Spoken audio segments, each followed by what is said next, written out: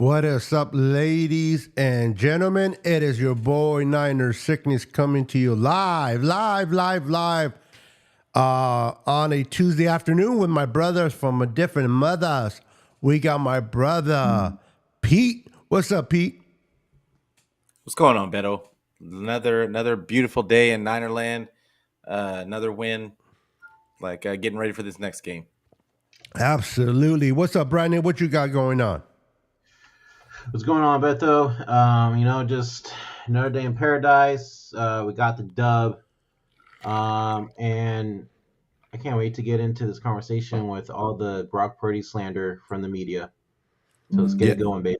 yeah, let's get it going. Yeah, this whole Brock Purdy stuff is never. It seems like it's never going to end, and we're going to talk about it.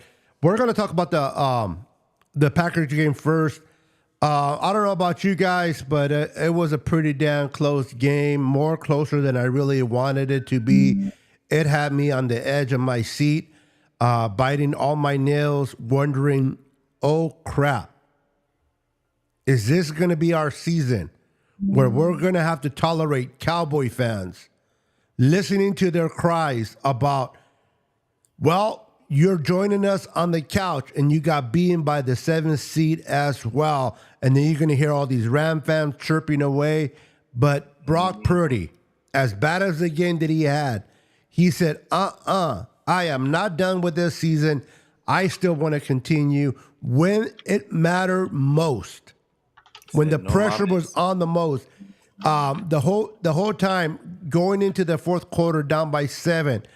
I believe Shanahan was 0-30. Now he's 1-30, so he's starting to build up.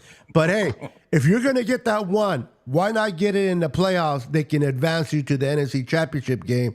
What a play by Brock Purdy. Pete, I want to get your thoughts on Brock Purdy and what you thought, not about the whole game, but just in that last drive where the Niners needed him to step up. What were your thoughts on that? I don't really think you can talk about that last drive unless you talk about what happened before that in the game. And the game was just he wasn't his best. It was another rain game. He admittedly had issues with the ball slipping out of his hands early on. He tried the glove, then he tried without the glove, and it just wasn't working out for him. Kyle still didn't know how to pivot and move the game plan around, but it is what it is. It came down to that last drive, and Purdy just it kind of showed us who he was, and I think people forget that in that the other game where he in inclement weather when it was raining, against the Browns, the same thing happened.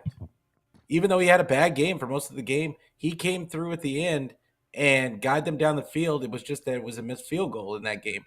This game, he didn't leave it up to the field goal. They ended up getting the touchdown, and it's just it just goes to show that you don't have to be perfect. You don't have to be perfect. This is football. This is a sport. It's not about you don't get style points. It's about just coming through when you need to come through, and that's what Brock did. Exactly. I agree with you 100%. The first three quarters don't matter when you get the dub. It doesn't matter when you get the dub. Brandon, I want to ask you. We notice when there's water involved, rain, Brock Purdy does have a little difficult gripping that ball. But I didn't see no bad. I saw bad throws, but I didn't see the ball coming out of his hand like where he lost control of the ball. I want to ask you, Brandon, your personal thoughts on Rust. Did you see Rust? Be not throwing the ball for what 21 days, and then finally going out there. Brock Purdy's the type of quarterback that needs to have that timing going.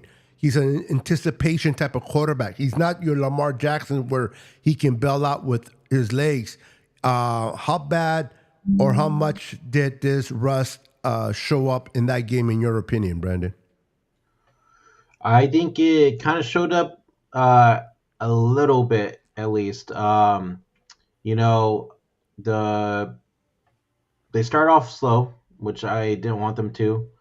For one, and two, the throws weren't there. They weren't coming to Purdy right away like they usually do. And to be honest with you, Beto, I feel like the rain did kind of affect the grip on the ball for him as well. He tried it with the glove. It didn't work out. He took it off, played without the glove the rest of the game. You even saw during one of his dropbacks that he wiped off his hand on his pants to try to get a better grip on the ball as well. So, I mean, I'm not gonna lie, Brock Purdy struggled, and the team itself struggled. And I think it has to do with the bye week as well. So, but like we said, they came back in the fourth quarter, looked like the original self, and Purdy drove down the field to win us the game. So, I mean, at the end of the day, dude, a win's a win. No matter how bad we played, we got it done. So that's my take on that. Exactly, bro. And I just want to add to that you know what, the Brock Purdy haters are out there, the Wrights of the world, the Nick Wrights of the world. You know, I forgot the name of the other co-host of his. He kind of put him in his place on the show. First, yeah, he said, like, because Nick Bright had given the Niners, he had said that if Brock Purdy needs to do this A, B, and C for him to believe that he can do it, right? He's like, he has to do this. He has to do. I have to see him do this. I have to see him play without one of the Avengers, which he played without Deebo Samuel. He has to. I want to see him come back from behind and win the game when the game matters. He did that. All the boxes were checked by Brock Purdy, but yet his comment is, well, I wasn't impressed. I wasn't impressed by the way he played in the first three quarters. It's like, no matter what he does, people want to be right and they don't want to be wrong. So if they look stupid trying to be right, they will do that. It's like, at what point? He can't win. Yeah. At what point are you going to just admit that a 7th round pick that was overlooked by the Niners included is playing good football? And this is what we need to acknowledge, that he's playing good football. And these guys don't want to admit it. The whole fact that he came from behind did that. He did this, did that. I mean, all the things that he's doing now, the only thing that does worry me is his ability to grip that ball in the rain, because we know that going forward, we are going to be in situations in rain, particularly in the playoffs, because that's more towards December and January. And depending where we play, does that worry you, Pete, that going forward, if he doesn't fix this, or if this is something that is not fixable, that it can hurt us in the long run? Or do you think this can get fixed and it's not as big deal as we all try to make it out to be? Well, I mean, I don't think that you can fix small hands. Like, it is what it is. Like, but Kyle has to game plan accordingly. And that's what I think it has to happen. I said after the game against the Browns, I put a whole bunch of questions on Twitter. I was like, this is going to be a question for the foreseeable future until we see him play well in inclement weather. It's going to happen. And I mean, he still hasn't shown that he can play up to his normal standard. Now, granted, he threw the ball 39 times, which is just weird. That's the highest too.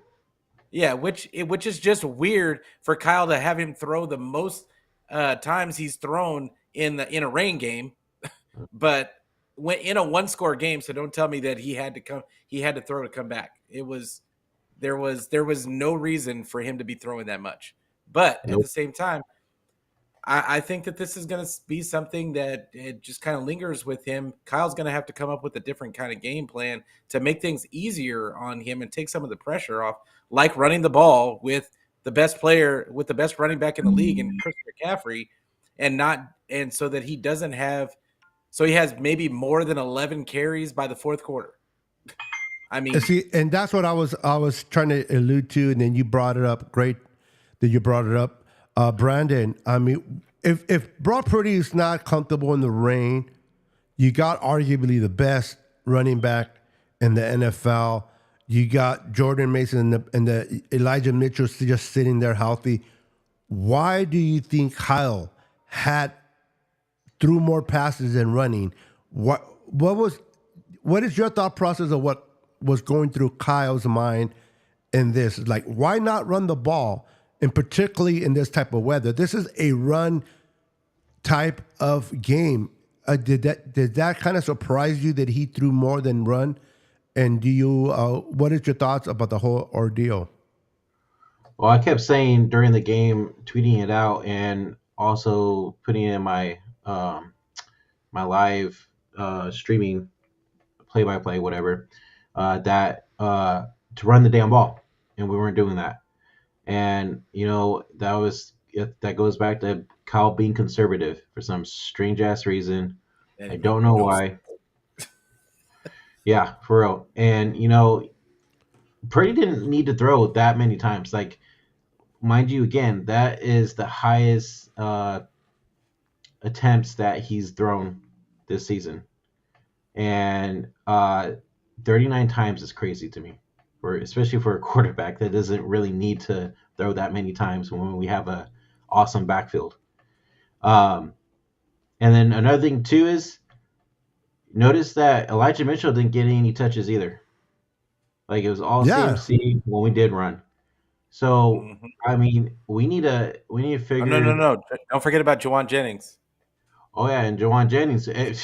Debo goes out, and then he thought that Juwan was freaking Debo, and went freaking had a brain fart or something, because that didn't work out so well. Now did it?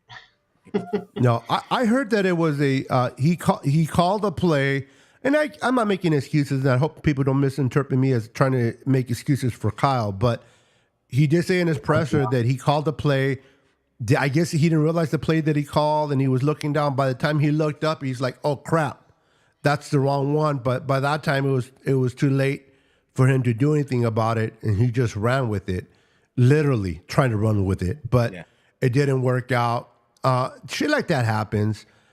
When you start seeing it happen more often than none, that's when I begin to question Kyle. But under pressure, under duress, I can see that kind of happened. That I thought was smart, no, but who was that? Who was that? What? That was terrible. Hopefully it don't happen again. But it is what it is. We won the game. That's what's important. Did Brock Purdy play great? No. The problem is this: the defense didn't play well either. They gave up over 100 yards rushing to Aaron Jones. Okay, they were getting gashed. They couldn't get off the field through the majority of the game, and people still want to just. It was because of Brock Purdy's bad play that the Niners almost lost the game. You know what? Like Sherman said, almost, coulda, shoulda, woulda. What if the Green Bay Packers would have caught that interception? It would have been a pick six to the house by Brock Purdy throwing it. These are what ifs. You don't know if, first of all, you don't know if it would have been a pick six. It looked like it could have been, but you don't know if he would have got there. Second of all, you know what? We missed a couple of throws our way as well that we dropped from Jordan Love. They missed a field goal. We missed a field goal. Okay, both teams were not playing great, but you had a team that played probably its worst all season long. Turnover battle. Over all year long, they played the worst across the board. Call it rust, call it what you want, but they found a way to win when it mattered. When you got a veteran team compared to a young team, the veterans stepped up. The Lenore's was playing like fire was coming out of his head. Lenore was a beast. You got Greenlaw doing his thing, making us have heart attacks with running around with the ball instead of just going down. It's like come on, bro. I mean, I love the whole idea of that. He had a conversation when he had a conversation with people with Fred Warner about a pick six, but you got to know when to go down, man. Real quick, before we continue on, let's acknowledge people that are in here real quick. We got, oops, hold on, guys. We got Jimmy Perez in the house. What's up? We got Jason Parks in the house. What's up, brother? We got Marcus Persons in the house. Welcome, welcome. Pearson, excuse me. We got David McNiner in the house. What's up, What David? up, David? Welcome. We got this weirdo in the chat. I know, mom is. But we love the weirdo. We got, let's see, Brad in the house. What's up, Brad? I'll get back to your comments in a minute. I just want to make sure I acknowledge everybody. We got Dion from Niner Podcast in the house. What's up, Dion? We got Daniel Burry Sports in the house. Welcome, welcome. We got Alex Guerrero Molina in the house. Welcome, brother. Welcome, welcome to the chat. We got Maya in the house. Welcome. We got Luis Mia, excuse me. We got Luis Moreno in the house. Welcome. We got Beth in the house. How you doing, Beth? Good to see you. Welcome. I am a Lions fan. You all are going to be brutal to play. She's a real fan. It's going to be a good game. We're going to talk about that in depth in a few minutes. What up, We got Jess? East and Coast Red and Gold podcast, Jess in the house. And then we got Daniel Cantu in the house. I'll get back to the comments in a few minutes. But yeah, that Green Bay game was tough to watch. Rust, whatever you want to call it. But it was tough to watch. The Green Bay Packers had an opportunity to win it. We could, our year could have ended, but it didn't. Listen, all I've been hearing all week to this point is, oh my God, we play like crap. The Detroit Lions played really well against Tampa. Should we be afraid? Anything can happen on any given Sunday. I give you that. Anything can happen. You got to be prepared for the team you're facing. But if you're going to ask me if the Niners are afraid to play the Lions, I mean, look across the board. Look at the matchups. Look at the team. The Niners are the better team than the Lions. The Niners just started rough. I'm telling you, rust is a real thing. It happens. It throws off timing. It throws everything off. But they won this game. They know how important the NFC Championship game is. They were here last year. They lost to the Eagles because of our quarterback situation. They can taste it. They're hungrier. I think that the Lions are more like, wow, look, we made it, right? Like we made it. Mm-hmm. We're after so many years, we haven't been here since '94. We finally got to the dance before the dance, the NFC Championship. So they're in awe, right? They're sitting there in awe, trying to just take everything in. Beautiful story about Dan Campbell and the Lions. Great football team. They did great. I am so glad for the city of Detroit, for the fan base that have been suffering for so many years, going through so many losses. I am truly happy for them. They're going to be very good teams years to come. But the Niners are on a mission. The Niners are hungry. The Niners have been here before. They want to get across that line, and they're going to fight much harder than the Lions. Listen, I said this, and I'll give you guys an opportunity to speak. I said this on my show yesterday. If the Lions lose, it sucks for the fan base. It hurts. I understand all that. You're loyal to your team. You want your team to make it all the way. But you have something to look forward to next year. Like, how far can we go? How good can we be? Because the future is ahead of you. If the Niners lose, it's a completely different conversation. Mm-hmm. It's not, well, let's look forward to next year. It's like, can we ever get there? Are we ever going to get there? So we are in two different places. Pete, I'll start with you. What is the difference between the Niners losing compared to the Lions losing, in your opinion, towards the fan base? I mean, if the 49ers lose, we are going to be right back where we were last season, which is questioning Kyle, questioning the quarterback position, questioning like everything. And is this are Lynch and Shanahan good enough to get the job done? Like, I mean, let's just count. They'll probably find a way to bring up Trey Lance again. It'll just be it'll just be chaotic as it normally is when after a 49ers season. But it's just, yeah, it'll just be typical 49er fare. Like, the 49ers have to win. They have to win and they can't just win. Then if they can't just get to the Super Bowl, they have to win the Super Bowl, because we're talking about a season where they went out and got Randy Gregory. They went out and got Chase Young. They went out and got a Javon Hargrave. They went out and they really stacked this roster for this stretch run. And this is, like we talked about earlier, this is the healthiest that this team has been. Granted, Debo went down last game, but there's probably a good chance he's going to play this week. So yeah, it's winner or like chaos. That's where we're at. The house could just really burn down at this point. Yeah. What you want to add there, Brandon? No, basically, we gotta win. This is must win until after the Super Bowl.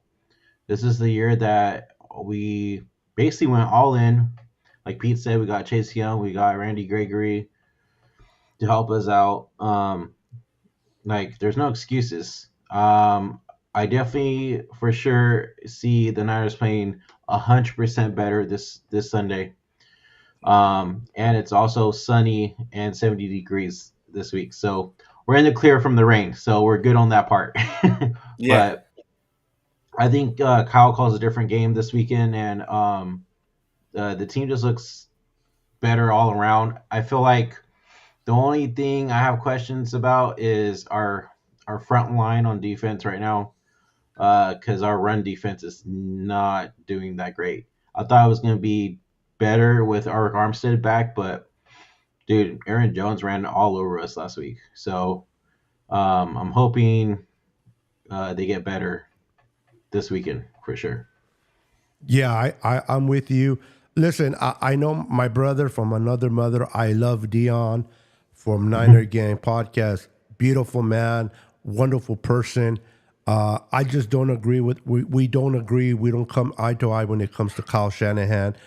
I understand his frustrations. I understand his concerns. I'm not ignoring his concerns, but the fact that if Kyle wins the Super Bowl, goes to the Super Bowl and wins it, he's only going to be successful. If he doesn't get there, he's not the coach that we wanted. Does he have areas that he needs to improve? Of course. But he brought a comment up. He said a comment here that I want to read. He says, in that game against the Packers, the last 2-minute drill was trashed by Kyle. I don't quite understand that. Wasn't that the I think he's talking drive about the where we half. won the game? I think he's talking about the half. I'm guessing he's I talking think about he is talking about the half. Okay, Yeah. before that. Okay, well, Yeah, because that was kind of shitty too. I think we should have gone for it. At least I think we could have gotten 7 there, to be honest. Well, It was just but weird. It was weird. They had 4 minutes. It wasn't even 2-minute drill. It was 4 minutes. you're right. And he should have did things different. In hindsight, 2020 is always good when things happen. If Brock Purdy would have made that field goal, we would have been talking about it as much. Moody. Moody, excuse me, yeah. If he would have made it, but the point But- is, he but the didn't real make point- it. Go ahead. Real quick, that's when I'm talking about that Kyle is being conservative, like how Dion brings up when we talk on our shows. Like Pete said, we had 4 minutes left. We could have easily got 7 there, man. We were going down the field. We could have gotten that first down. But and can just you kept going. guarantee they would have got 7? Well, they were. Dude. No, They're driving there's down no the hill. way you can guarantee that, bro. Come You on. can't guarantee it, but the thing is that they weren't in any kind of. There was no sense of urgency. No, They were letting the clock just I run. agree with. He should have tried to go for it. He should have trusted his defense. That with 30 seconds left on the clock, if he missed it, didn't get it, that his defense would not allow the Packers to go all the way down the field and score. Are there some plays that I get upset with Kyle? Absolutely. But let's be honest. How many mistakes have we done in our work that people can say like, man, what are you doing, Pete? What are you doing, Brandon? What are you doing, Beto? And I'm like, yeah, I kind of did this wrong. I got to kind of fix it. We're all human. And we tend to forget that because we're passionate fan base that love our team. So when Kyle makes a bad mistake, we want to crucify him. But then when Kyle wins all these games, we can acknowledge that. I got something. Go ahead. I got something. Okay. So I get that. I love Kyle to death. Like, I think he is the best coach for this team. I love the culture that him and Lynch bring to the team. I've said it over and over and over again. Like, but I just want Kyle to be better. That's my thing. I want him to learn from these mistakes that he continues to make. Like, they have learned from a lot of the mistakes that they've made since he's been here, and they fixed a lot of the things. But there's certain aspects of Kyle's play calling that he just does not fix. And I don't know what it is and why he gets so tight in certain moments that it's just weird. It's just weird because everybody wants to call him a genius, but then he has a brain fart like that where he doesn't even attempt to get a touchdown. Like, that's just basic football. That's just basic football. It's not that's not something to make that's like a mistake. That's just bad planning. And I think that's the biggest issue I think that a lot of people see with Kyle is that in weird moments he decides to go and he likes to zig when everybody thinks he's going to zag all the time, and it ends up catching up with him. I think that there's been a few times like that it's kept us from getting over the hump, and but I just want him to be better. I think he can get there, and I've seen him learn so much over the past 7 years that I just want him to get over the hump, and I just want him to get past that part because I think he truly can be one of the greatest coaches like ever if he could just get over his little mental blocks on certain aspects and just call the game. You want to add anything, Brandon, before I jump in? No, I agree completely with Pete. Go ahead, Beto. Okay, no worries. And again, I'm not making any excuses for Kyle. Kyle has some areas that he needs to work on, but since he's been here, I have been enjoying games. Since he's been here, I can walk around my neighborhood. Wherever I go around my friends with my hat up, my chin up, prideful that we win double-digit games. I understand that the ultimate goal is to win the Super Bowl, and that's what the Niners are trying to do every year. But since Kyle's been here, we forget the Tamsulas. We forget the Chip Kellys. We forget all these coaches that are terrible out there. So have we won a Super Bowl yet? No. But are we in does Kyle give us the opportunity to do that? He does. This is our fourth NFC championship game in 5 years. Mm-hmm. Okay? Our fourth one in 5 years. People might say, well, that's not good enough. Tell that to the Cowboy fans. Tell that to other fans that haven't even made it to the championship. We are spoiled. Okay? Hey, mind you, too, the Lions have appeared more than the Cowboys have in the NFC Championship. Yes, they have. That's how hard it is to get to the NFC Championship game, and particularly to get to the Super Bowl. Again, am I settling for that? No. I want a Super Bowl. I want to be remembered as a champion. I do. But I'm not going to sit there and dismiss that getting to the NFC Championship 4 times out of 5 years is nothing. It is something to be proud of. It is something to be look up to because we got there. We're relevant. We're not a team that can't make the playoffs. We're not a team that goes out one and done. Cowboys did the one and done thing. We're not a one and done. Since Kyle's been here, when have we lost our first game in the playoffs? No, we haven't. We haven't. With two quarterbacks, whether they can throw or not, we haven't. Kyle has done some great things for this organization and some shitty things. Let's hope he can work on the shitty things, on his pride, on areas that he needs to work on. But there's no other coach right now that it's not Andy Reid or Tom, the guy from the Pittsburgh Steelers, that I wouldn't take over Kyle. People want to dismiss Kyle. Well, he can't get us to the Super Bowl. We can't. Well, who are you replacing him with? Yeah. Do you want to go back to the Chip Kellys? Do you want to go back to the damn Tamsulas? The Mike Nolans? But there's a lot of people, Beto, that would trade a Super Bowl and would not mind being trash for the next 10 years after that. I'm not one of them. Like, I agree with you. I'm right there with you. I'm a big fan of the culture and the fact that they continuously bring good people. We have the best roster in the league. Yep. And it is fun to watch the 49ers. I'm all about it. I am all about it. I want to see Kyle develop even more because I truly believe that he could go down as one of the greats of all time. There's a couple of mental blocks that he has. And and we see it. Like, I mean, Debo goes out of the game and all of a sudden you got all these all pros on the offense, but this offense can't function. And that's just weird. That's weird. But yeah. But I agree with you that I also do not want him going anywhere. I want Kyle to be the coach. I just want him to be better.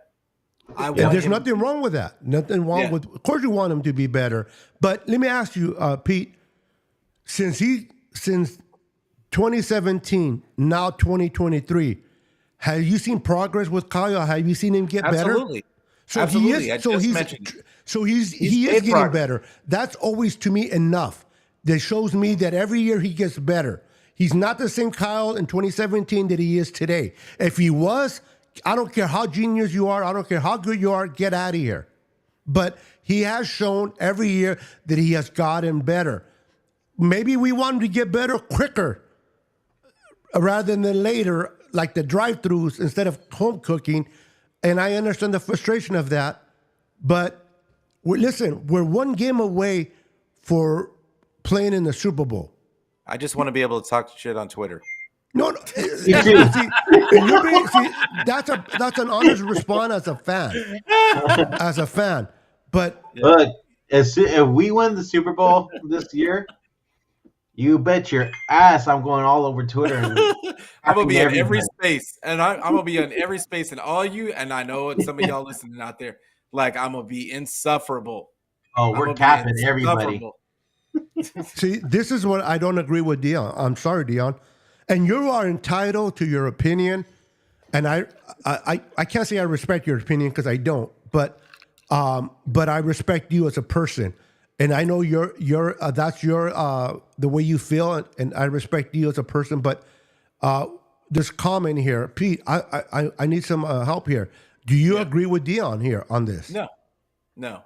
I don't. Me and Dion have had we've been on shows at the same time, and we've talked about this.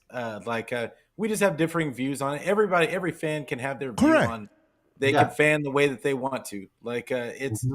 That's just not the way I roll. I'd rather just be good at all the time, and then hopefully you eventually break through. Because getting that one Super Bowl and being trash after is exactly the same thing.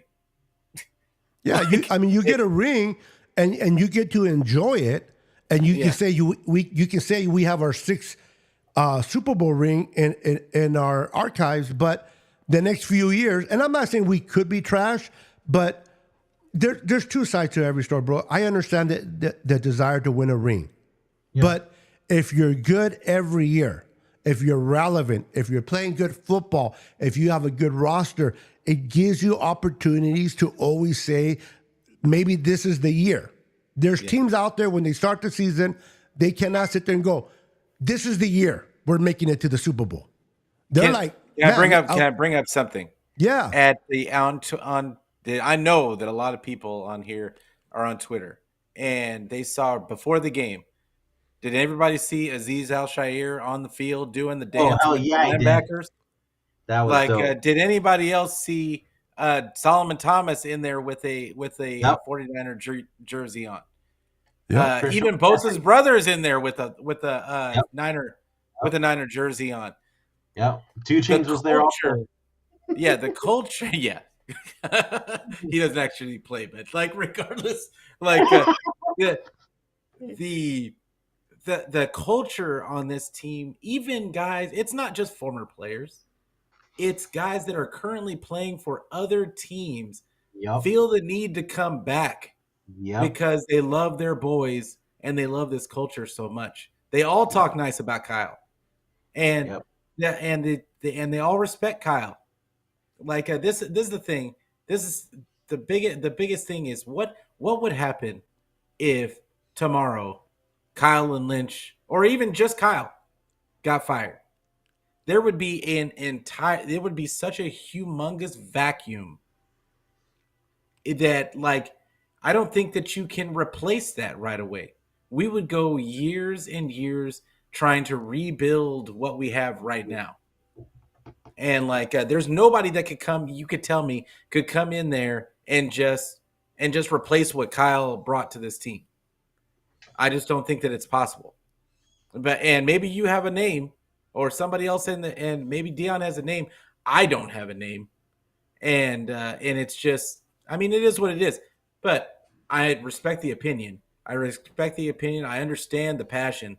And like, and I want it just as badly as you do. The last time the 49ers won, I was a senior in high school, and I've had my Jerry Rice jersey in plastic since then. Damn. I want to break it out. I want to break it out. Break it out for this Super Bowl. I don't take it out of the plastic until we win. Okay. Now, real quick, Dion says that Harbaugh could have win as a getting- champion. he's getting- He no, had his opportunity and didn't do he it. couldn't. This is the thing about, and can I mention Harbaugh? Okay, because I'm a Michigan fan as well. Harbaugh's culture was dying. Yeah. Like, I mean, you can say what you want to, and you can blame it on Players didn't want to Balky. play for him. You can blame it on Balky. You can blame it on whoever you want to. Does everybody remember that they were what, 500 his last season? Yep. His last season, they went 8-8. Yeah, they were not good. They were a disappointment. It was imploding, and people are going to blame Balky for that. But I mean, you're the coach. You're the coach. Like, it's your locker room, and Yeah. like, so Harbaugh is, until this year with Michigan, I'd always said about Harbaugh that he was always good enough just to get you there. He was never going to be able to get over the top because his rah-rah spiel, it works for a couple of years. That's why he's so good in college, is because he only has him there for a couple of years. But in the pros, and you're dealing with grown men, that stuff is only going to last for so long. Yep. And like, and eventually people are going to want results. And his offense was trash. His offense, and I know that 49er fans ain't going to want to hear that. There's a lot of people that love Harbaugh to death. But look up the numbers. Look up the numbers. His offense was middle of the road at best. Mm-hmm. So, yeah, you think you want him, but I assure you to rethink that. You know, and I understand, like I said, Dion, I love you, brother. I understand your situation and how you feel, and you feel deprived of a Super Bowl. It's been a long time. A lot of the young generation hasn't experienced. I know you have, but a lot of the people haven't experienced. But it's not like Kyle doesn't want to win. That's what he does. And he says, one game away from meaning nothing. We can say we made it, but that doesn't mean nothing if we just wind up sitting at home like everyone. But that's a statement that I can agree on. You're right. But you got to get there to have an opportunity to win and go to the Super Bowl. Cowboy fans cannot even say what you're saying right now. They can't even make it to the NFC Championship, much less then the Super Bowl, now you might say, well, I don't care about the Cowboy fans. Okay, you don't have to care, or nobody has to care about the Cowboy fans, but that is reality. Cowboy fans and other teams cannot even make it to the NFC Championship game. Tampa tried to do it, couldn't do it. All the teams that lost in the playoffs tried to get there, and they could not get there. Buffalo Bills tried to get there. They had the opportunity to do so. They were playing Mahomes at their house for the first time, and yet they failed to win over Kansas City, and they're not making it. It is hard to get to the NFC Championship game. And Brock Purdy, for all the slander that he gets, he has gotten us to 2 back-to-back NFC Championship games. Okay? He's done what Dak Prescott only wishes he can do. Now, again, we want to win the Super Bowl. That is our main goal, absolutely. People say, it's Super Bowl or bust. I disagree. It's Super Bowl or failure in the sense you failed to meet your goals of winning a Lombardi. But if you are in the Super Bowl, first and foremost, how is that season a bust? How are you a bust if you made it that far? You might have missed out on your goal, which is to bring the Lombardi home, but how can you be a bust? I don't understand that, guys. How can you be a bust? And I understand what they're referring to, but you're not Super Bowl or bust. You just did not, you got there, but you didn't get the whole thing, and it's disappointing. I understand. But Kyle and John, every year, gets us opportunity to hope for. Listen, we're talking about one game away. We're talking about one game away of making it to the Super Bowl, aren't we? Next week. Mm-hmm. Do you think Dallas Cowboy fans are talking about the same? Do you think Buffalo fans are talking about the same? Do you think the Texans and D'Amico Ryans is talking about the same? Whatever, all these teams, Tampa Bay, do you think they're talking about one game away? No, their season is done. The Packers are done. We are in the playoffs still. We're one game away. Hopefully we can get it done, go to the Super Bowl, and compete with the Ravens or the Chiefs. Those are going to be 2 good teams that we're going to face. But we have the opportunity because of the great roster and the great coaching and development that is going on in Santa Clara. Does Kyle need to change his pride? Yes. Is he an egoistic person? Yes. But who is it? Who can tell me someone that is not competitive and it's not egoistic? Anybody that's competitive is that way. It's just part of the culture, isn't it? Or am I just tripping? Oh no, it is. But I would say, are people, people compare Kyle to Andy Reid all the time. And people forget that Andy Reid, he went to 5 straight NFC Championship games? I think he went to one Super Bowl for the Eagles. Mm-hmm. And then he had to get, I don't know if he got fired or if he left, but the Eagles, but then he ended up having to go to another team, start another culture over again, luck up into Pat Mahomes. And if he doesn't luck up into Pat Mahomes, we're still probably talking about Andy Reid can't win the big one. Yeah. Let's just be real. So I think we're just, if Kyle wins one with Brock Purdy, I mean, you got to put him up there. You got to put him up there. Think about after the what? So what does the media say after that happens? But it'll be about Kyle and it won't be about Brock Purdy. Exactly. Yeah. Real quick, guys, hold your thought. Pete, I'll come right back. We got a super chat, and we got to honor the super chat in here real quick. Absolutely. Let's honor the super chat. Roberto Davis with a $5 super chat. Reality is there are 28 teams right now hating life because they got no chance. We got a chance. That's all you get in life. Absolutely. Thank you for the $5 super chat, brother. Truly, truly appreciate that, my friend. Well said, man. Well said. Again, we have a comment, and I'll bring this comment up from my boy, Brad. He says, Beto, I hear what you are saying, but with this football team, if we don't win the Super Bowl, how now, not sure when they will. And again, Kyle knows this, Brad. He wants to. I don't. It's not like Kyle sitting there like, if we win, fine. If we don't, you know what I mean? He wants to win. Believe it or not, he probably wants to win the Super Bowl more than we do as fans because it's his legacy. It's his resume that gets added to that. We just win a Super Bowl. We're happy as fans.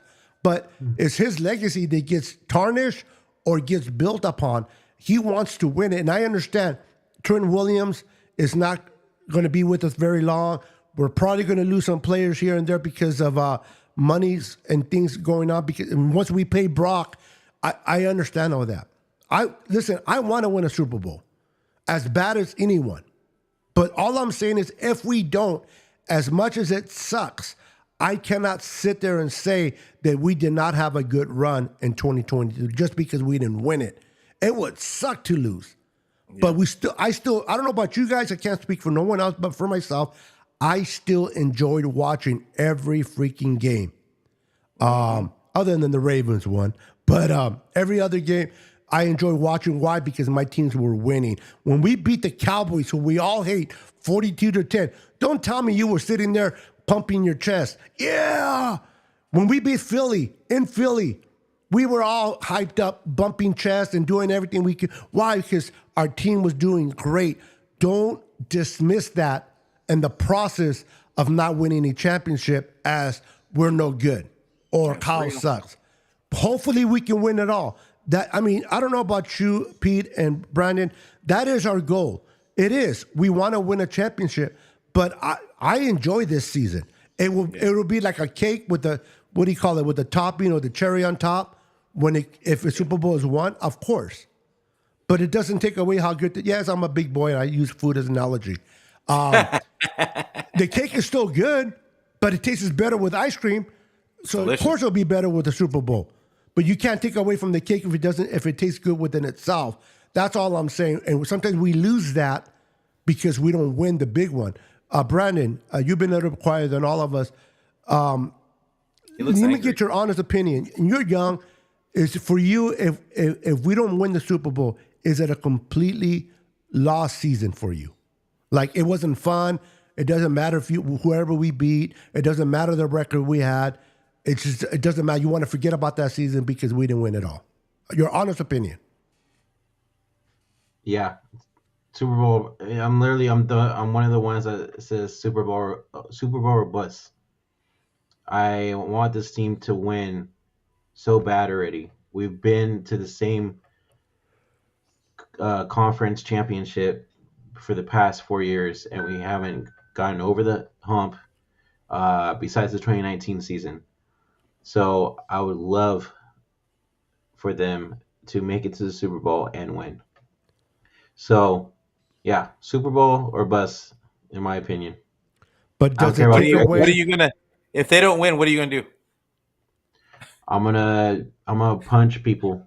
I'm gonna throw hands. Damn it! I'm gonna punch a wall. If they don't win the Super Bowl, the game against the Philadelphia Eagles, that game is not going to be fun for you to watch when you watched it no more. Did it make us win the ring? No.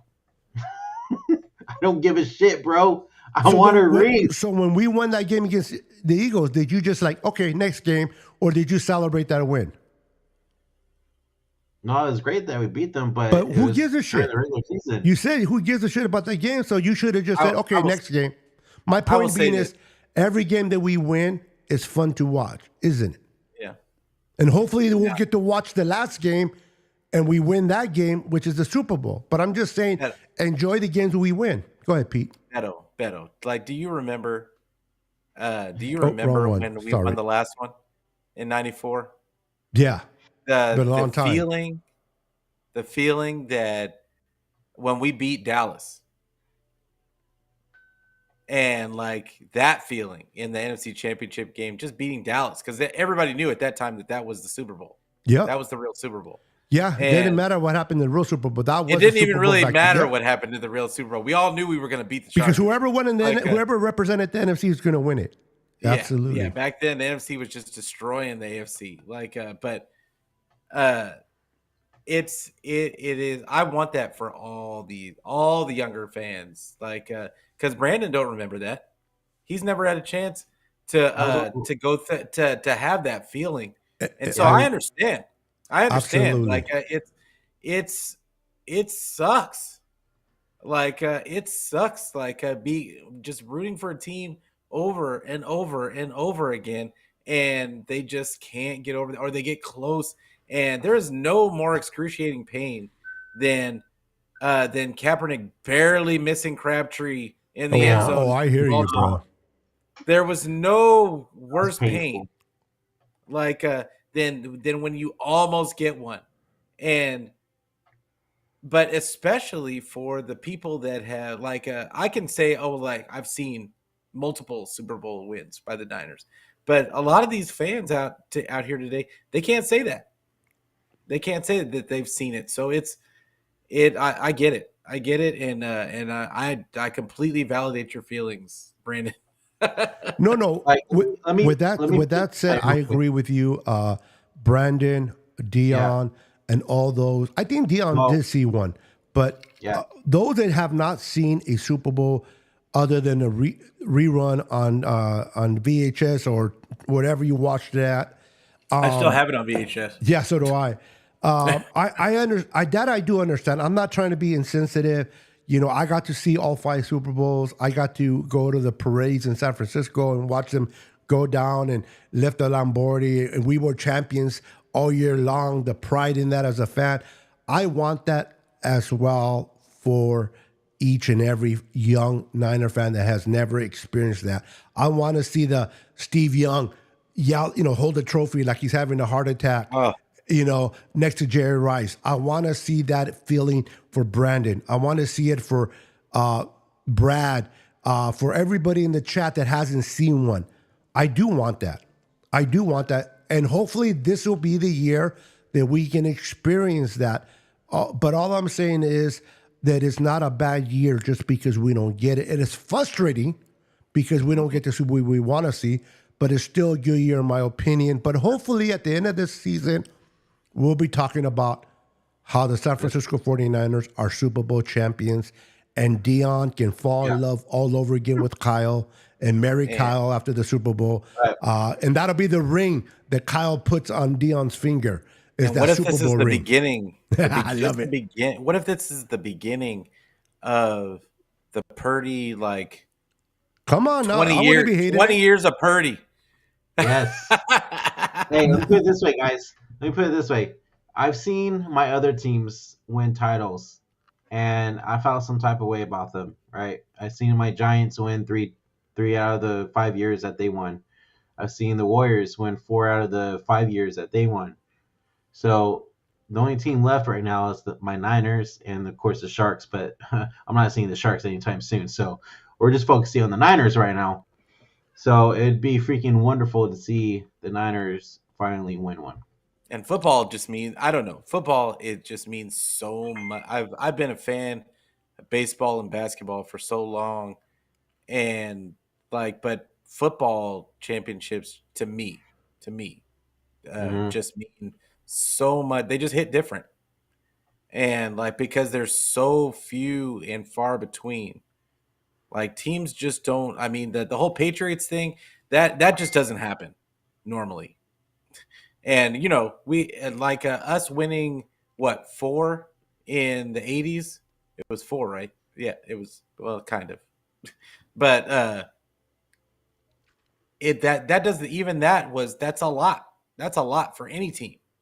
Mm-hmm. So yeah, it's just those football ones are so special. And yeah, like I said, I just want to talk shit on Twitter. No, we all do. We all want to see. We all want to be champions. All I right. played that song earlier. We are champions. We want to hear that. We want to hear that. We want to experience that, and we deserve it. The San Francisco 49er fan base deserves a Super Bowl. It's been a long time. I mean, the last time we won a Super Bowl, the internet was in here. TikTok and all those were in here. Yeah. VHS was still, you know what I mean, using VHS type. So it's time to update our process by winning the Super Bowl. But I think this is the year that we have a great opportunity to do that. Before we go on and read more comments, I want to show the video that my boy Brendan gave us to watch. It's the Richard Sherman on Undisputed with Keon Johnson, whatever his name is, and Mr. I call him racist, but Skip Bayless on here. Hold on, guys. Let me see if I can bring up that screen real quick. There he is. Let me do something real quick. Charge. Where is? All right, here we go. Tell me if you guys can hear it. It's going to always be Kyle Shanahan. But it's only because it's Brock Purdy. And that's what I don't get, because I'm going to make another point, and it's going back in history for San Francisco. We go back to Montana. We go back to Steve Young. We go back to Roger Craig. We go back to Jerry Rice, the greatest receiver of all time. We go back to all these guys that they had, John Taylor. They had all this talent, and they had Bill Walsh, one of the greatest in the history of National Football League, calling the plays. But I did not hear that taking away from Joe Montana or Steve Young's talent and their ability to push the ball down the field, even though he's drawing up incredible plays. It's not like, oh, Bill Walsh called this play, so Steve Young's arm isn't great because Bill Walsh called these plays and Jerry Rice called the football. But it's also how you come into the league, Skip. It's also how you come in. When you come in as Mr. Irrelevant, you're just not going to get that. That's just and look, is it unfair? Yeah, it is. It is. It is, because you're starting at the bottom, you're trying to climb all the way up to the top, and nobody is just going to allow you to go from 7th-round pick at the bottom all the way to the top. It took Tom Brady forever. Right. It didn't happen in his first 3 Super Bowls. He had to go through a stretch of not getting there. Then all of a sudden, it was like Tom Brady couldn't do any wrong, no matter what. But I just, the reason I have a problem with it, Key, is because the criticism they get. They hold him to a standard like he's a first rounder, like he's a top 5 pick, but they don't give him the credit when he does play up to that level. But when he doesn't, it's like you only give him blame, you never give him credit. So when he's playing, he can only get blame. He can never get credit. So when he plays well, it's gonna be everybody else. But when he doesn't play well, it's gonna be him. He's the reason why it didn't go well. So when he has a game-winning drive, it's like, oh, well, he's got the only game-winning drive in the game. But if he was Jordan Love and he would have, hey, he has a chance to win the game, there's 1 minute left, he needs to drive down the field, and he threw back across the field an interception to a linebacker, Skip would be on this set saying, I told you it would come back to bite him. But when it's Jordan Love, they talk about how incredible his arm talent is and how similar he is to Aaron and Brett Favre. And, oh, man, the young kid he just didn't have enough on this day, when Jordan Love has been in the league longer than Brock Purdy. Brock Purdy has played a year and a half. He's played a year and a half worth of football. I feel like, Skip, this is a little personal. It's personal. I feel a little 5th round personal. I got drafted in the 5th round. They're wrong. Look at all the. Am I right? You're right. Because I can feel it. I'm like, you digging too deep, bro. It's hurt because there's a lot of hurt in there. Because it's like, when do we get the credit? Why do I have to play at an ultra high level when this guy's not playing at a higher level than me just to get the same credit? You should have went higher in the draft, man. All right, let's get. That's a valid point, right? You talking to anybody that's been watching my Twitter the last couple of days knows that you are preaching to the choir. Like it is. It makes absolutely 0 sense. The reason why the national media has been killing on Purdy. And it's funny because right after the game, they could not wait to bash on Purdy. But then the next day, today, all of a sudden, it was like it's like the national media had been watching Twitter all day, saw us calling them stupid for all the stupid takes that they were making. And then they did a complete 180 today. Yep. Like it was the weirdest thing on the planet. But people started bringing up numbers and everything, and they started being made to look like morons. And here we are. Now all of a sudden you got Shannon Sharp picking up Purdy. Now you got Sherm always does. But then then you had, who was the other guy? Pat McAfee. Yeah, Pat McAfee gets out there and does a whole show almost, and Yep. brings Kittle on there, Yep. and like that, like it's wild. It's wild. See what happens when you get Aaron Rodgers off the show. Pat McAfee can start actually Rational enjoying his thought, podcasting. like actually happens. But you know what? You're right. Pat McAfee had enough. This guy's like, can we stop the slander of Brock Purdy? I mean, when is it going to be enough? And now, Keyshawn said that Brady had to win 3 or 4 Super Bowls to get recognition. I don't agree with that. You win 2 Super Bowls. You win a Super Bowl. They called him a game manager. They called him a game manager from for all 3 of those. But if he was a first round pick, what would they called him? What they called him? They would have called him a winner. They would have called him a winner. So they would have called him a winner. Why is it that much hate for a 7th round or compared to a first round? Is it because these so-called experts feel first round picks they got it right, and all these late picks they didn't get it right, and they just can't humble themselves to admit when they were wrong? So they got to continue to try to spit their narrative how right they are, even though the player or the person is proving them wrong every single time. Yeah, it's absolutely what it is. Like, I mean, you've got these guys out there whose name they put their entire name on how they pick guys in the draft and what these guys are gonna end up being, and they're wrong so much. They're wrong so much that they like, so whenever one of these guys that it looks like is getting out of that area, the minute they have a bad game, they're right there to say that was the evaluation that I had when is that he wasn't going to be good enough to do XYZ. Like it never fails. It never fails. But you know, how often has what's Mel Kiper? How often has he been wrong? But yet and still, he is out there every single. ESPN drags his carcass out there every single season and calls him an expert, even though he's wrong on probably 65% of the picks that he makes. Like, but they just keep dragging him out there. So it's just, it is what it is. Like, you just know what it is, and people that figure it out. Like, figure out what ESPN and all of them are. They go and there's a whole bunch of better options out there. The Draft Network does great work. There's a couple of PFF, not PFF, but PFF does a pretty decent job. But PFN, I think, is the name of it. They have a mock draft simulator, and they've got some good, good scouting department. There's a lot of Locked On. Locked On has a great draft show. There's a lot of options out there. People just have to find them, and there's a lot of people that just don't know where to go to get the actual good content. People just trust in ESPN, but ESPN's been trashed for years. And real quick, guys, let's go ahead and transition over to this comment from Luis Moreno. I want to get your thoughts. I know we talked about it a little bit. He says they threw out a stat, Niners and Cowboys. He's talking about the catch game.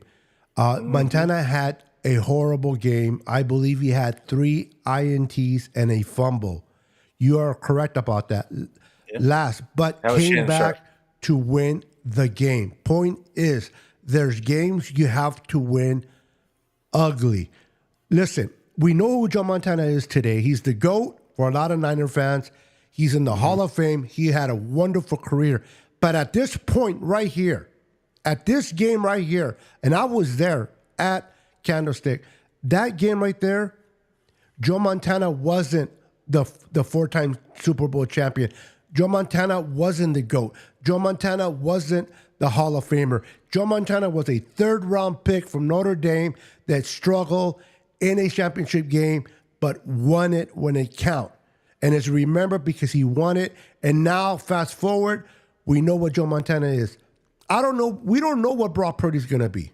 We don't know. Only time will tell. But 5, 6, 10 years from now, we can talk about Brock Purdy the way we talk about Montana. We don't know. We just don't know. Just like anybody watching this game live did not know that Joe Montana was going to turn into the Montana we know today.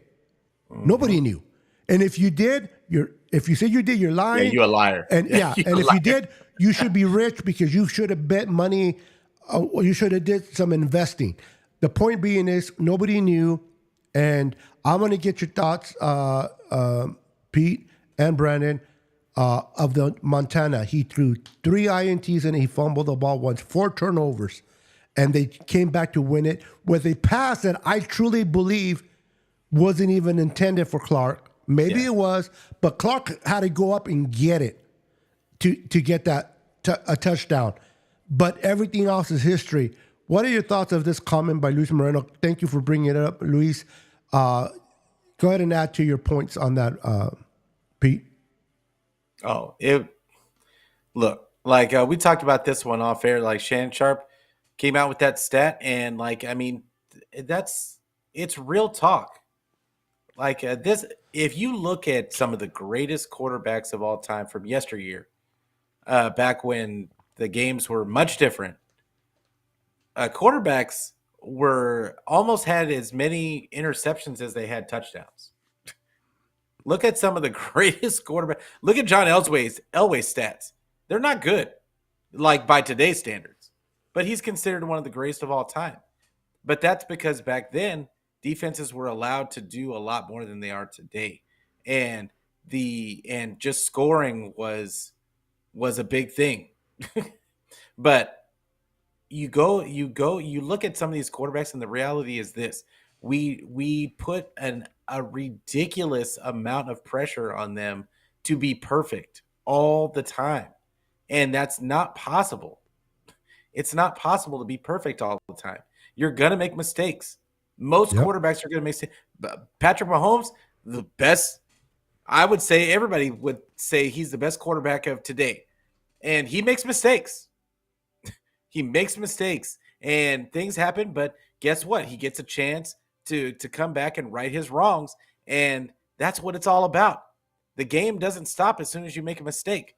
The game keeps going, and it gives you an opportunity to come back and right your wrongs. And I feel like that's what the game is all about. It's all about the ebbs and flows, the flow of the game. And I think that's when we talk about the PFFs and all the stats and all the bean counters out there. That's what we miss out on, is just the game. It's the game, the flow of the game. There's a lot to be said for that.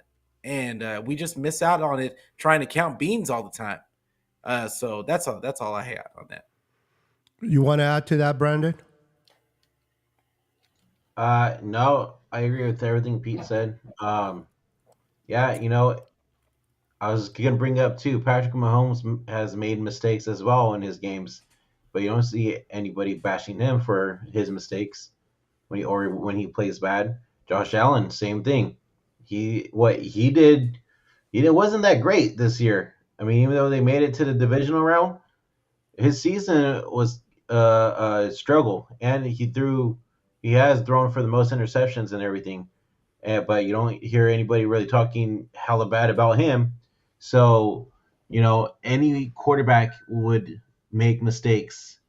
So it just mind blows me that they talk this much negative shit about Brock Purdy. Yeah. Everybody's going to have a bad game every once in a while. And Saturday night, that was Brock's. Yeah, But- like when Joe he Montana threw righted the his 3 wrong. interceptions. Exactly. He got a chance to right his wrong, and he did that. He took advantage of it. Mhm. So, I mean, give him his credit for doing the things that he needed to do to get the win. Like Prior to winning that game against Dallas to get into the first Super Bowl, there was no social media, gentlemen. There was no Twitter. There was no Instagram. There was no TikTok. When Joe Montana had thrown 3 interceptions and then fumbled it, can you imagine the conversation it would have been on the internet if it was today? Horrible. You'll be hearing that Joe Montana's a bust. Joe Montana's no good. We should get rid of him. Blah, blah, blah. Yeah, they don't do that. They they don't show the rest of the game, and they just show the catch. Yeah. like, and that's how it was back in the day. Like me and Beto remember before that there was internet and before there was all those things. Like you got a chance to watch the game on the live feed. Maybe if somebody taped it on VHS. Yes. But the reality is if you didn't see it while it was going on, all you have to go off of is what everybody else said about it. Yeah, it's not you're not going to YouTube and watch it. You're not going to NFL Network and watch it. You're not gonna have the opportunity to rewatch it like that with no commercials. You're gonna have to wait. If you didn't record it, or someone you know didn't record it on VHS, you're screwed. Yeah, you're not gonna get to see it. You weren't gonna get to see it. No, you get to see the highlights, like on the local news at the time. That's it. So a lot of us are spoiled. That if we miss a game, we can go straight into a certain app, and you can see that.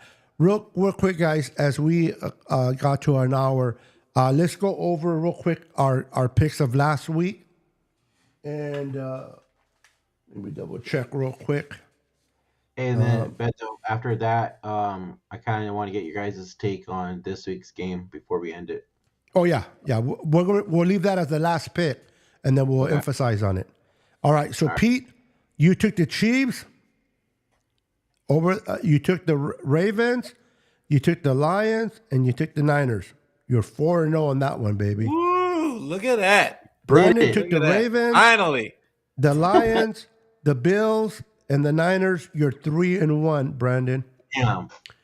I took the Ravens, the Bills, the Lions, and Niners. So I'm 3-1 as well. Champion. We were 5. So we are 5. Hold on, 5, 8. We're I was 8 so and deep on the last 8 and week. 2. Like, 8 and 2. And you were what, Pete? 3 and 3. So you're 7 and 3. All right. So you're 7 and 3. We're 8 and 2 going into the NFC Championship game. First game up is the Baltimore Ravens hosting Patrick Mahomes and the Chiefs. Lamar versus Mahomes. Who you taking, Pete? That's gonna be a good game. you know what? I'm not going to act like I'm even hesitating. It's going to be KC. Like I just think that, and it has nothing to do with Lamar. Like it has everything to do with, I think that KC has the perfect type of team to beat the Ravens. Like because the one weakness that I see on the Ravens with their defense is the running game.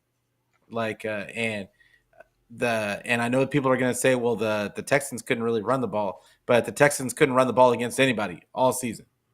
So the Chiefs have no problem running the ball, and I feel like the Chiefs' defense is going to be good enough to keep Lamar at bay. So I just think that I think Lamar is going to get somewhat of his, but I just still think that Pat Mahomes is going to do what Pat Mahomes does, and I think it's going to be the Niners. Well, I won't. I guess I got to pick the last one. But, we're going to wait on the Niner one. To last. Like so, I'm going to say KC for this. Okay, Brandon, who do you take? Chiefs or Ravens at home? So, I think it's gonna be a good game. I think it's gonna go down to the wire. I think I'm gonna have to go with the Ravens on this one. The Ravens? Yeah. This one's definitely a hard one because the Ravens have been playing good. They have a great defense. Lamar has been playing, MVP Lamar, whatever.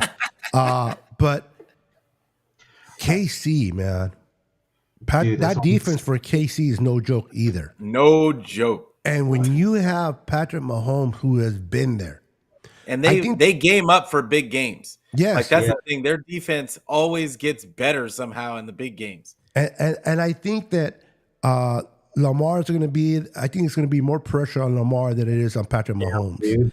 Lamar has to get over the hump. Patrick Mahomes is like, I've been here before. I won 2 Super Bowls. He's been to 4. I think 3 Super Bowls. The thing is, he's been there. So I'm with Pete. I take the Chiefs to go in there and beat the Ravens. The Ravens a good defense. It's going to be a good game, definitely to watch. They're going to have to contain Lamar, but I think they have the guys to do it in front for the Chiefs. Chris Jones is no joke, man. He's a big boy, causing havoc. And let's be honest. People have asked me, who do you rather, when the Niners make the Super Bowl, who would you rather face? The Ravens that we played in 2012 or the 2019 Chiefs? Now, let's be honest. There's there's a single player, there's no players on this roster that played in the 2012 versus the Ravens. Not one single. Coaches included, managers included. Ain't nobody other than the owners that were there. The Kansas City Chief was just a few years back. Bosa was there. Kittle was there. So these guys have a little bit more of a revenge to try to beat the Chiefs. So I think it'll be a better game for the Niners versus the Chiefs than it is against the Ravens. Not because we lost to the Ravens and we can lose to them. Bull crap. I think they beat them. I think they would beat them. If they beat them. I think we would too. I just think that the Chiefs and the Niners would be a better revenge game for the Niners because, like I said, not one single player on the Niners roster had played in that Super Bowl in 2012. Okay, now moving on. Now I'm just going to put Niners across the board. I don't think none of us are taking the Lions. Okay, hold on. No, I'm just kidding. Yeah, okay. Hold on. My butt cheeks got tight when you said hold on. I'm like, so, Brandon, I want to get your thoughts on this game, and then P, you can follow right after on this game. But just real quick before, I just want to make sure I'm correct. We're all taking the Niners, right? Yes. Absolutely. Okay. Yes. Go ahead, Brandon. All right, so just little stat outline to throw out there real quick. The Lions have lost 11 straight road playoff games, and it's the longest streak in the NFL history. The Niners have not lost a home game versus the Lions since 1975. 13 straight wins. Okay, I'll put that stat out there. Okay, here's the other one. Jared Goff is 0-5 versus the 49ers. Okay, I'll put that out there too. This is our bounce back game. It's going to be sunny. It's going to be 70 degrees. Brock Purdy is going to be back to his own self. And Lions defense cannot match up to our receivers whatsoever or CMC. So what would you do if Dan Campbell had a water hose and was just throwing the water towards Brock Purdy in that game?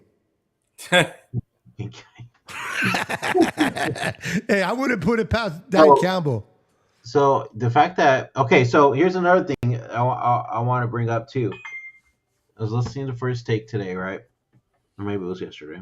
Stephen A says the Niners will not beat the Lions without Deebo Samuel. Yeah, that was Mondays.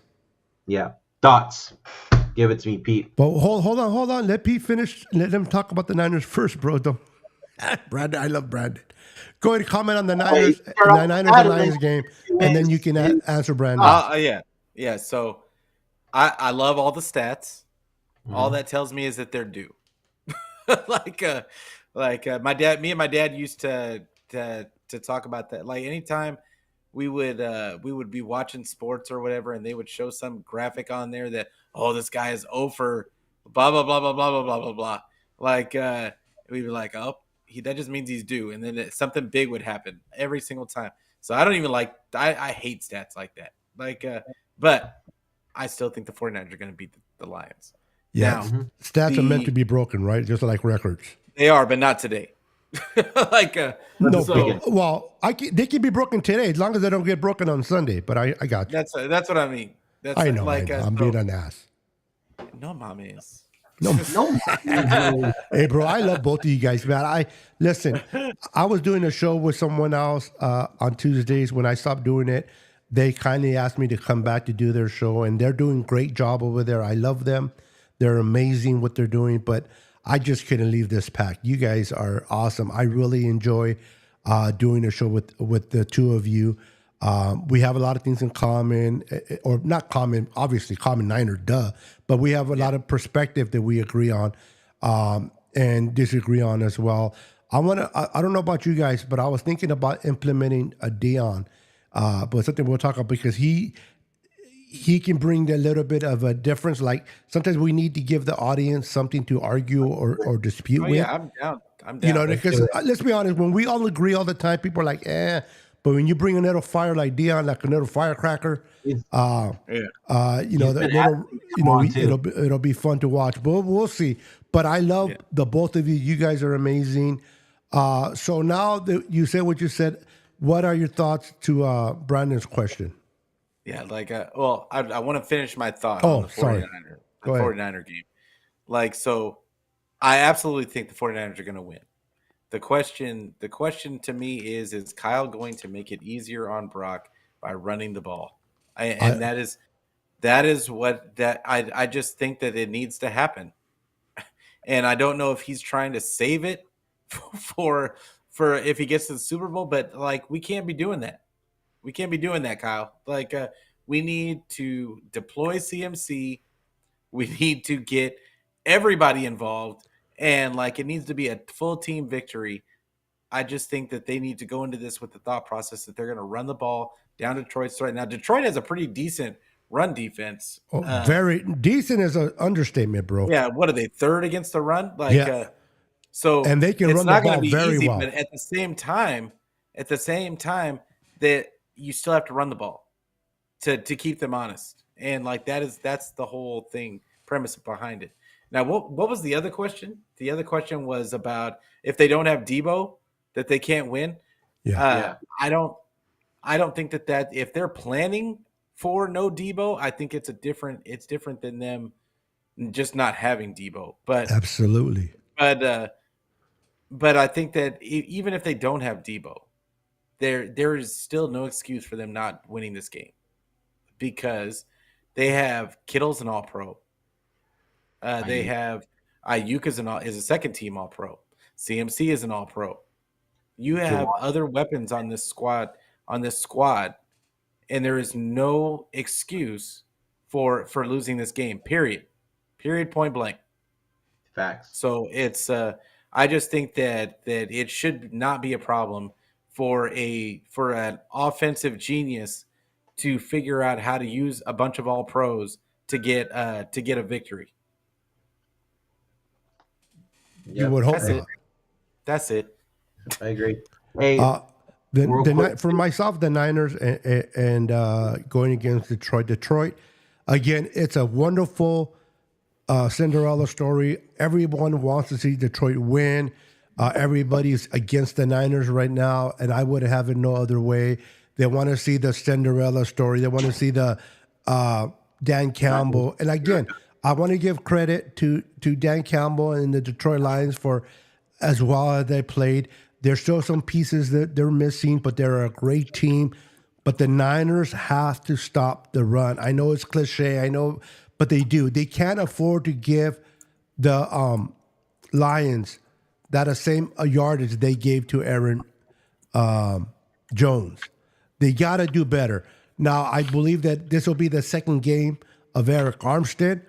So hopefully that'll be better for our run. We're going to close with this, guys. We're going to close with this. Chase Young. Pete, you can go first. Chase Young.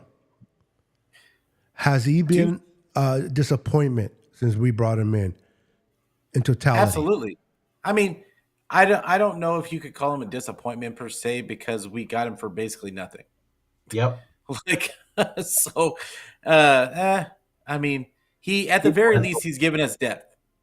Yep. And I do think that they've been going against a lot of mobile quarterbacks down the stretch, and it's hard to because for the 49ers, the way that they run their defensive line, it's like bat out of hell, and then they leave a bunch of rushing lanes open. So now they have to consciously think about playing contain, and whereas other teams, for whatever reason, have no problem getting to those guys from time to time. But for the 49ers, they just have a problem getting to mobile quarterbacks. And but I think for this game, Goff is not. I don't consider him a mobile quarterback. Nope. I know he can run out of the pocket, but I think that is going to play to the Niners' defensive line's favor. I think he's going to try and get the ball out quick, and so that But I think that this is a perfect opportunity for the 49ers. Hold on, I have something to bring up if I could find it still. All right. While he's doing that, I'm gonna just show you this video that we've seen already before, but I love what Brandon said. Do it for the Bay. Let's watch this video real quick, and then Brandon, if you bring that up, I'll bring it up. Let me know. Hold on, guys. Oh, wrong picture. Hold on. What happened? All right. Give me a second, guys.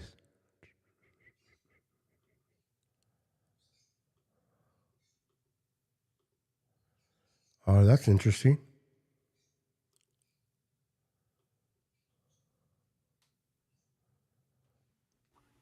Hold on. While we're waiting, so just real quick, guys, the Lions have given up 345 plus passing yards in 5 349 to be exact, bro. I hear you. Yes, including twice. And guess who? Nick Mullins. Yeah. Well, they gave 349 last week to That's what I'm saying. Baker Mayfield. Dude, it's great that the Lions have made it this far and everything, but also realize I feel like they struggled against the Rams, right, in the wild card, and they had a hard time against Tampa Bay as well. I feel like that's just me. What are your thoughts, Pete? I'll say this: it's two different type of coaching coaches. Like that Tampa Bay is just throw the ball, air it out. And they've got the receivers to just go up and get it. They're not really finesse team at all. And Detroit doesn't have the corners to really defend that at all. Now, Kyle's system is meant to break the defense down from a scheme standpoint, and it doesn't matter who you got at corner. It doesn't matter who you got at safety. It's supposed to break down the actual rules of the defense. So sometimes that's why it's so frustrating watching his passing game sometimes, because it looks the same against whether they're a good team or a bad team. Mm-hmm. It's not like if they go up against a bad team that all of a sudden they're just going to blow the doors off. That's not the way Kyle's system. If that team decides to tackle that day, and Kyle's system doesn't really look as good sometimes. So, but I still think that we just have better players and we can get if we can get the ball in those guys' hands, I think they're going to break tackles. I think that they're going to be ready to get some. All right. Are you guys ready for the video? Finally got it up. Let me know if you guys can hear. You guys can hear it, okay? Here we go. It's been a long journey. Each week, a different story, a different challenge. But now, at the end of the season, we find ourselves at a new beginning. And right now, it's our time. It's time to silence the doubters. Time to reward the faithful. It's time to dig deeper, to rise higher. Our relentlessness knows no bounds. Purdy gets out of there, looking deep, back in the end zone. He's got Ayuk for the touchdown. Our determination has no limits. We earned this moment. The most physical team gonna win this game today. And our mission is to leave no doubt. Oh my goodness. San Francisco gets the pick. It's Ward. Broken tackle by Deebo Samuel. What an absolute beast. They get to Prescott. Nick Bosa. Hurdles a man. 10, 5, touchdown!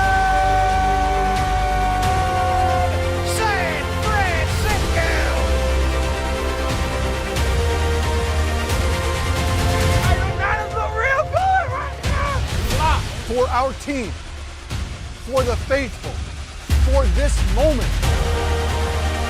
Do it for the Bay. Do it for the Bay. I thought That's you were what going we're to play talking this about. song It gives me chills. It gives me chills when I see Steve with the ball in his hand like that. Yeah. Just don't fumble it, Steve. Don't fumble it. Right. Wouldn't it be funny if he drops it? Or like, no, Steve, what are you doing? But to see that with Steve being involved in there and watching. Did you guys watch that take when it came from? It was Steve interviewing Brock. Yeah. Yeah, That was a pretty great. cool. That was a pretty cool take there as well. All right, guys. Do you have anything you want to show to end this show? We're gonna go. It's over a little bit. Yeah, an hour and a half. So we were definitely going over. Brandon. Yeah. My wife will kill me. Yeah. His wife's going to kill him. I'd say I thought you were going to show the music video of "Do It to the Bay," "Do It for the Bay," but no, you're good. I'm fine. The music video. Yeah. Hold on. I have the interview with. Let's see. Give me a second. Is this it? Hold on. No, that's P, not if you it. got to go, bro, you could go. You guys saw that? No. Oh, I ain't scared. Hold on. No, that's not it. All right, I don't have it either. I thought I did, but I don't. All right, No so let's problem, go ahead dude. and end it. Let's end it on a good note. Give me your score prediction, Pete. What are we winning by in this game? I'm gonna say last week I was a little bit overzealous, and, A little bit. We all say the were, least. though. And this week I'm going to be a little bit more reserved. I'm going to say 27-21. 27-21. I love it. What about you, Brandon? I'll say 31-17. 31-17. Yeah. I'm with you. I'm gonna say 27-17. 27-17 in this game. Hopefully we're all wrong and it's way up there. But you know what? Yeah. At the end of the day, if we win by half a point, I don't care. As long as we are in the Super Bowl and we have 2 weeks. We have Super Bowl week to talk to our players and enjoy the whole Super Bowl week. That's what I'm looking forward to it. So everyone, put your thoughts in the comments.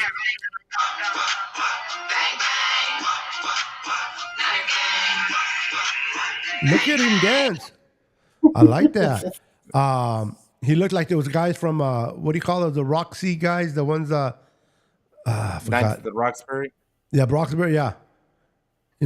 Going breaking the window. But all right, guys, thank you for tuning in. We've been here for an hour and 35 minutes. That means we were having more fun than usual. Always great time to spend it with my boy Pete and Brandon. Plug in your channels real quick, what you have going on. If you want to follow their channels and support their channels, if you haven't done so already, please look at the comments below. And I have all their social medias on there. All you got to do is click and go. What do you have going on, Pete? I've got one more show. It's probably going to be either Thursday or Friday. I haven't decided yet. And then I'm going to do my after show after the game on Sunday. So the instant reaction show. So make sure that you check in for that. I'm on Twitter. I'm on Facebook. I am on YouTube. And if you don't want to look at my face, you can get the audio version wherever you get your audio podcast. I don't care where you get it. Just get it. Just Right on. get it. Just get it. Just get it, Holmes. What about you, Brandon? So I plan on trying to do a show with me, you, and Dion. And then P, if you want to, you could hop on as well. And then I think I'm doing another show with Zach and Matt from 49ers Hive and Dion. And Pete, if you want to join that one, you can. Yeah, y'all be doing 2-hour shows. I can't I can't. Yeah, Get that much time. surprised. He don't invite us to those shows, though, bro. But yeah, I'll let you know on that one. And then I might do another play-by-play live stream again during the game.